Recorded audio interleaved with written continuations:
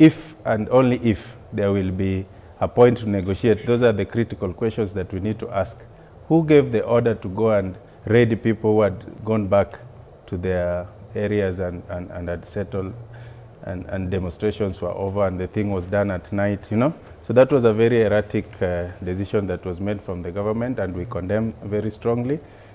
You know, when a child suffers, the mother also suffers the most, you know? So it's a very sad moment for the country to kill an armed person, send an army. The army is supposed to protect the people, maintain internal security and protect our borders. But if you see, I don't know whether you've seen that video that is trending. I don't know whether that policeman will be arrested or not. The guy who just shot somebody standing, and the arrogance that our forces have, you know. It's like our people are still, the army and the police is trained on like the colonial times, yeah, just to hate people and kill them on any slight provocation. But what we are saying is that you cannot kill 40 million people. You know, you cannot kill the Gen Zs, they're 18 million. You cannot kill all of them. So the best thing is just to have a sober discussion on how we want to tackle this issue going forward and bring soberness in the country. Because personally, I would not want our country to go the Sudan way, where we have a fallen state and we have a chaos and things like that. So it's good to listen and to tone down this arrogance and to stop the ongoing loss of life. All right. And Elvis, we have pictures of some of the pictures of the young lives, brave Kenyans who lost their lives during the anti-tax protest. And, you know, as John puts it, it was too much bloodshed, you know, for a cause that really did not need bloodshed. And so the question has been, did they have to die? And even as we raise concerns over those who died in these anti-tax protests, we're hearing more reports of possible deaths as a result of these anti-tax protests, even after the president's withdrawal of the bill. What do you make of that? Well, Michelle, I think I would first strongly condemn the act by the government to use excessive force against young protesters who are out there in the streets as per Article 37, unarmed. And Michelle, let me tell you, on Tuesday I was in town, and there's a trader who was actually saying this should continue because these young people are proving beyond reasonable doubt that they are not very dangerous. They were actually demonstrating when they are hungry, they go buy food, and therefore this trader was actually making a lot of money. And she was saying, if this continue for about a week or two, we would be able to pay a lot of bills, including the taxes that are due right now. And so and this was before the protesters alleged goons. Yes, before the alleged goons. That was about 1 p.m., 2 p.m. People just picketing, demonstrating, and going and eating, paying, coming back, and that was the nature of the protests. And therefore, when government came in and started using excessive force, that is an act that we must condemn strongly. Our president is on record when he was deputy president, saying that we have a very civilized police service. The problem is the command. What has changed? That he's now the president, and he's the commander-in-chief of all armed forces. What has changed now that what he used to say, the command was the problem, is still the problem to this moment? These young people who lost lives are brothers, are sisters to other people. And these protests, for the first time, Michelle, actually, were experienced across the country, even in the most remote villages, like Nyanchabo in Masaba Ward, Migori County, where I come from. People are protesting against this bill. And therefore, it should ring an alarm or a bell to the leaders that these young people are people who actually are tired and have experienced oppression that even their parents have experienced in the hands of these political leaders that we have.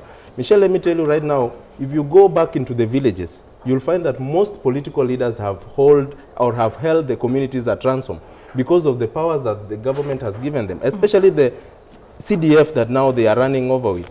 Most leaders have forgotten about their role, especially members of parliament, their role of representation, legislation, and oversight, and are running around everywhere, just launching projects that are NGCDF.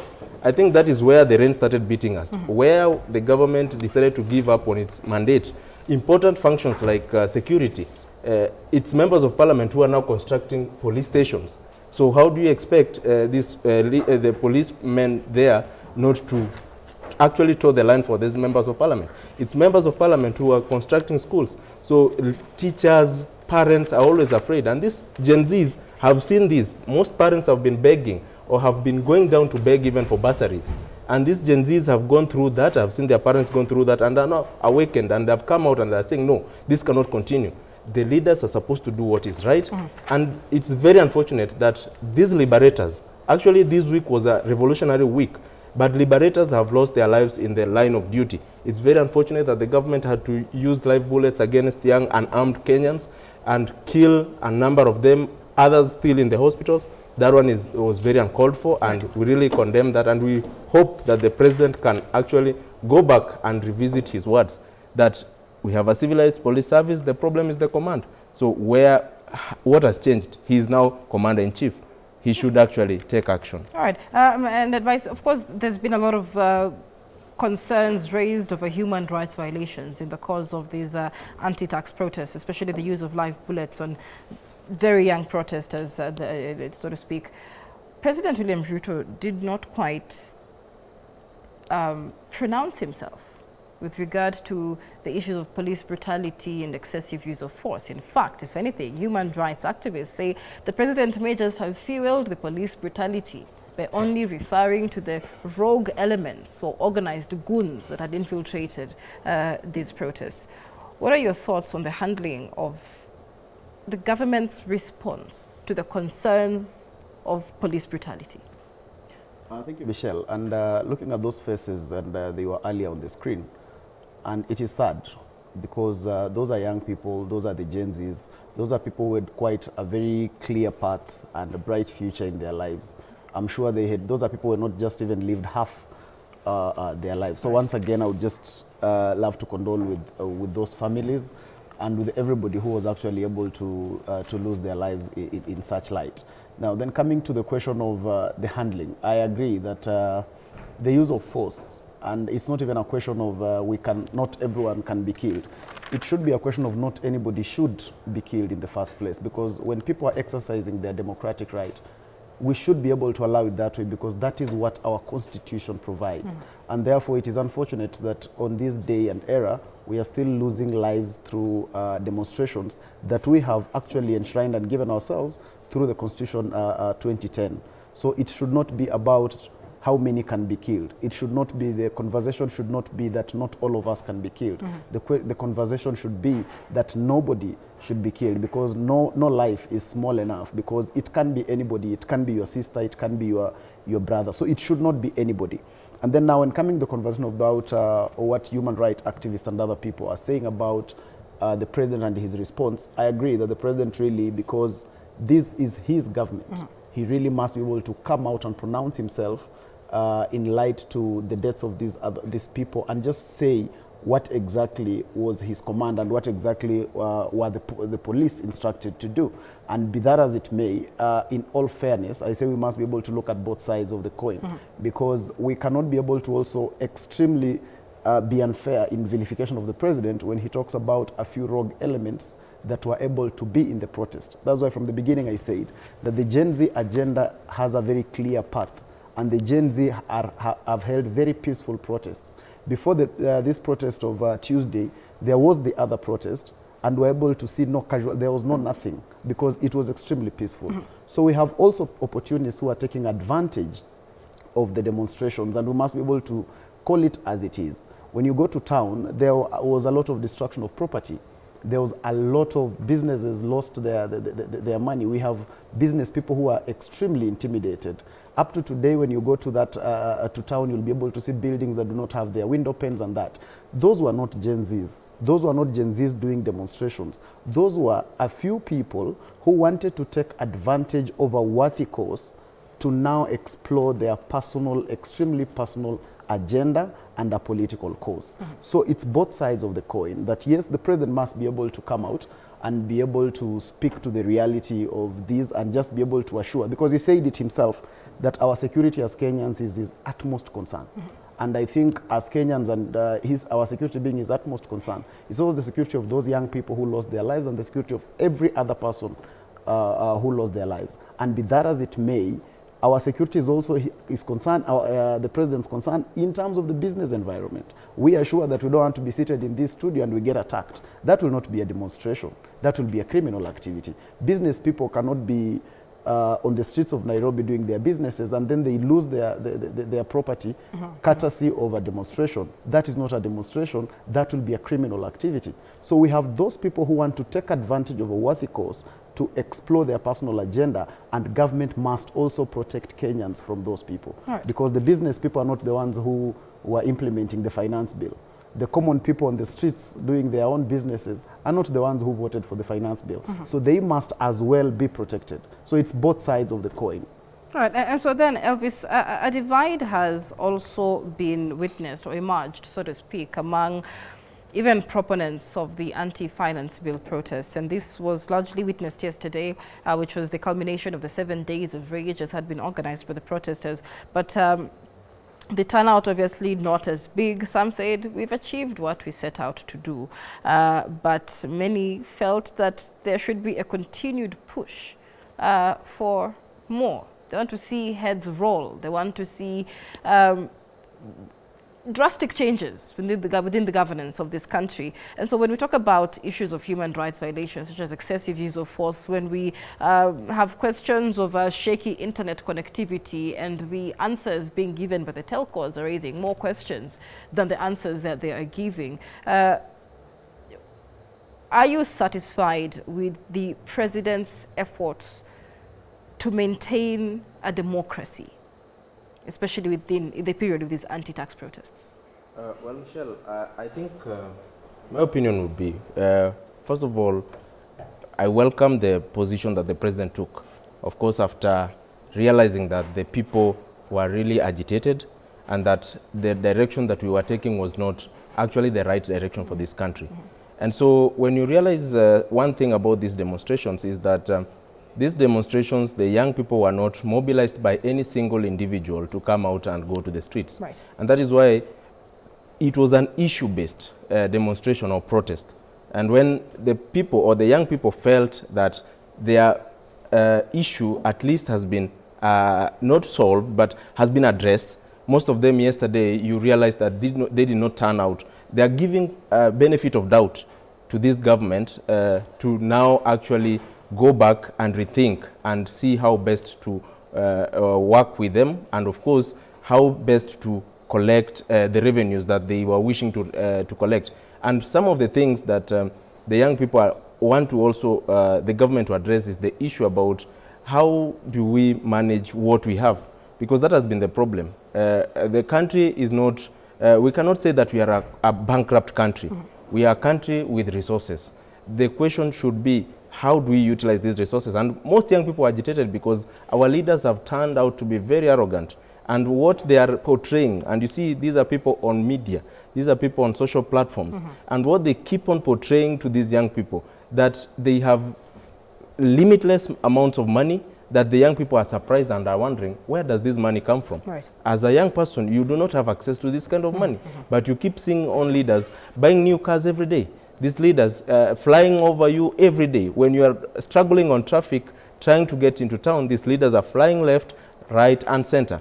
And even to hit the last nail onto the coffin was when they witnessed the president traveling extravagantly out of the country, and then what came back and the report that came back from him was not satisfactory. And therefore, the people feel we have enough resources. The problem is we are not utilizing these resources well. Absolutely. And that should be addressed. And so then, John, that is the conversation that Kenyans now want to have. And there are those who say that President William Ruto is at the point where former President Mwai Kibaki was in 2005 after he massively lost the constitutional referendum. It was a time that he had to make massive changes. Now, the storming of Parliament itself, for many, symbolized a huge withdrawal of confidence by the people for the president himself. And despite his concessions and even now scrapping the finance bill and promising to engage with the youth, people still want to see more. They want to see actual action from the government. What for you are those major interventions that President William Ruto can make now to sort of change the tide of public confidence? Thank you very much, Michelle. If you were to give the president a benefit of doubt, because this is his maybe the second term of fiscal year in office, when they came to power, they made it very clear to us that the previous regime left the coffers empty, and they found nothing in the coffers. But then the first budget was read, and what we are feeling and what the Gen Zs are, as the message they are sending out there, is that the initial budget was mismanaged.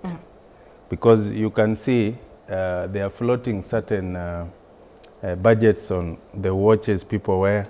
All of a sudden, some members of parliament have bought choppers, you know. So the first thing that we need to do is accountability.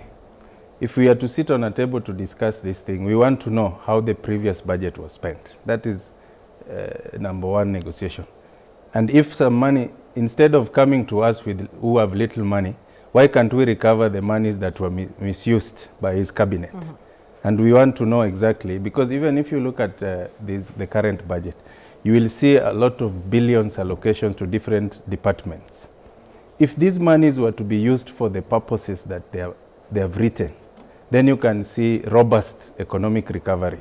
You can see rails are being built, roads are being constructed. You've seen government officials moving to the lake region, to the coastal region, talking about blue economy. You've seen a lot of money has been allocated for climate change recovery. No Gen Zs will be bothering about jobs. But the problem is the monies are allocated, then these monies are taken into the pockets of just a few people. I traveled recently to Europe, and then even the functional economies, people don't drive these cars that the politicians drive here. If you see this new V8 model, it has been bought in Kenya like something else. This is 30 million worth of a car. In developed countries, if such a car passes, you will maybe is a musician or is a serious business person, but you can clearly see that money is getting into the pockets of our leaders. It's not rocket science, Michelle. The way our leadership system works is that once the money has been allocated to the ministry, these leaders will go with 10 of their companies to siphon that money into their accounts. If it is in the counties, the MCA will have 5 of his companies. The MP will have 10 of his companies. Even our Senate is dead. Senator is supposed to be the transparent and is to check the transparency and the way our money is being spent. If you look, let's take a very good example like Nairobi. Nairobi, we have very young millennials as the managers of this county. Sakaja is a young man and Sifuna is a young man. Sifuna has been diverting attention of Kenyans into national politics. He's a senator of Nairobi. He's supposed to follow up what Sakaja is doing. Sakaja is a young man. He came up with a very good manifesto when he was talking about water systems in Nairobi. When you look at the debate, I said, wow, this is going to solve the problem. Now you see those old trucks running around posh estates distributing water, and you wonder what happened to the reservoirs that this Sakaja was talking about and distribution channels and all this. So we want to know how the first budget was spent. That is number one. If there are some people who stole our money, this word Zakayo means a lot. Because Zakayo, the first thing he did, he returned the money that he took. That's the first thing. So let them bring back the money they stole. That is enough. That is the first process to bring down this taxation. All right. If that money is returned back to the economy, that will be okay. Then after that, now we want to know how this budget will be spent. And then now he removes the burden from us. Take this burden to those people who have money. Let them bring back the money they stole. Let it cover up for what we are complaining about. And then now we see how we will be observing now.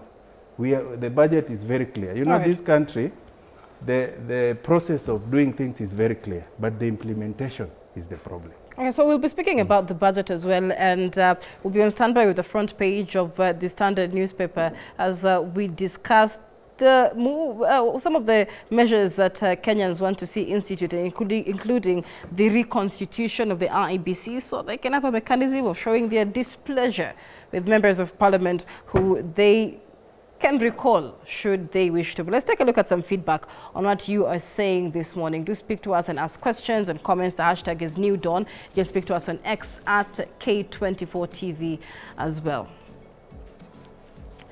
All right, and so we have Mike Evans Kamal, who says, what this generation has created can't be withdrawn in future years to come, because every government which will be formed and they differ with it automatically will be on the street to reject it. All right, and Mike seems to say it's a precedent that has been set and will continue.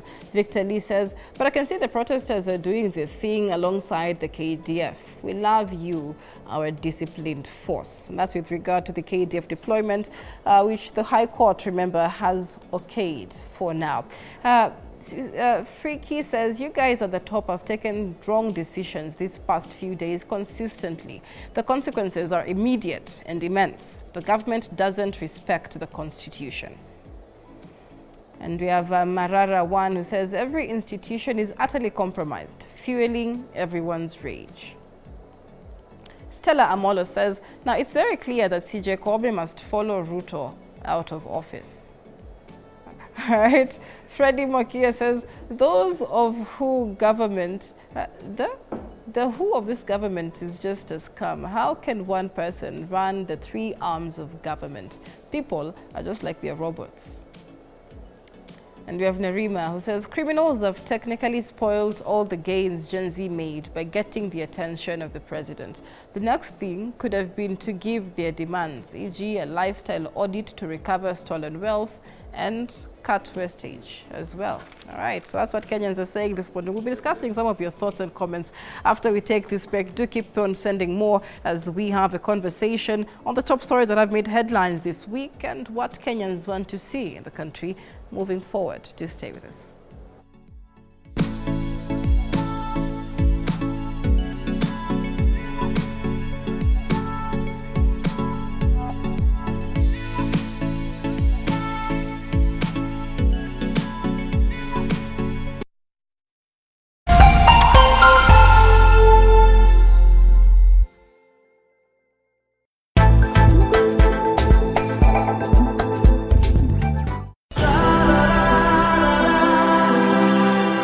Step into a world of emotions,